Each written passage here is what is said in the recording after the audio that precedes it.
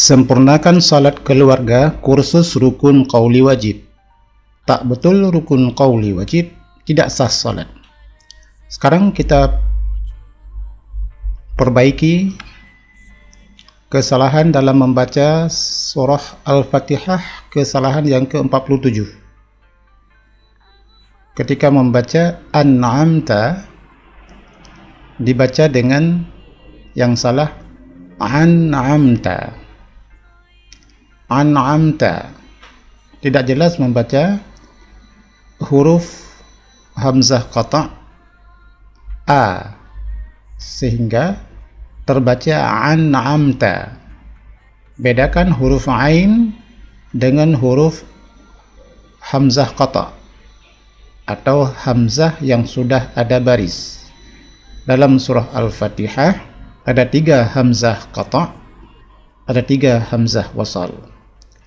Yang ini seharusnya hamzah qata' an'amta, tapi masih ada yang membaca an'amta.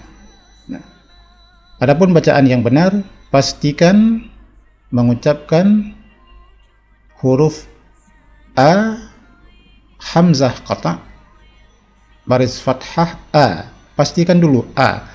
An'amta. An'amta. Perhatikan yang salah an'amta. Yang benar an'amta. Yang salah an'amta. Ain dua-duanya. Yang benar an'amta. Yang satu hamzah qata', yang kedua ain jumpa mim sukun. An'amta.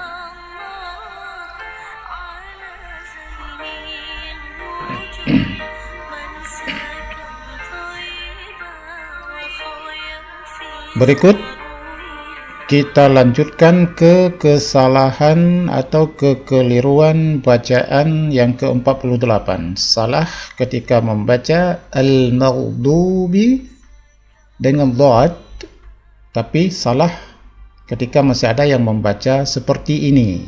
Ini akibat lalai membaca huruf dhad, tapi dia baca dengan yang pertama al-maghdubi. Al-maghdubi. Jadi bukan dot, du, tapi zu. Al-maghdubi. Salah yang kedua, yang pertama tadi salah dengan baca huruf zal.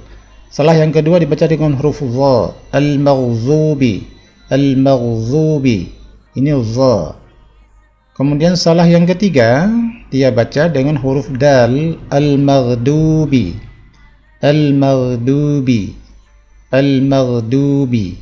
Nah, ini kekeliruan ini wajib bertalaqi dengan guru supaya pas membaca huruf zal, huruf za, huruf dal, dan mana huruf dad.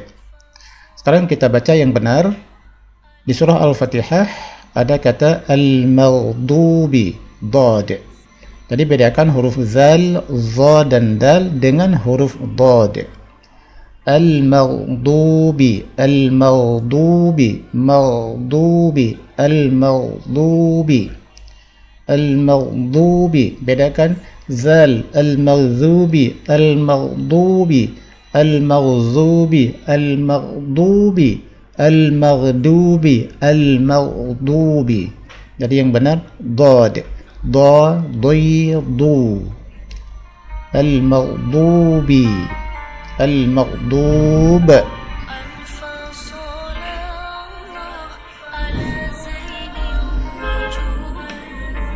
Baik, sekarang kita lanjutkan ke kesalahan berikutnya dalam bacaan surah Al-Fatihah, yaitu kesalahan yang ke-49. Ini masih berkisar dengan perbedaan huruf zal, za, dan dal dengan huruf dad. Dengan huruf dad, da, di, du. Tapi masih ada yang membaca seperti ini pada ad-dallin, huruf da, tapi ada yang baca az-zallin karena enteng dia baca az-zallin. Ini zal, az-zallin. Kemudian az-zallin. Nah, berikutnya yang kedua Al-Dhalin. Padahal ad-dha. Baik, kemudian yang ketiga, keliru juga kalau ada yang membaca seperti ini. Ad-Dallin dengan huruf dal. Ad-Dallin. Nah, disinilah perlu kita membedakan huruf zal, dha, dal dengan dha. Sekarang kita perhatikan bacaan yang benar insyaallah. Ad-Dallin.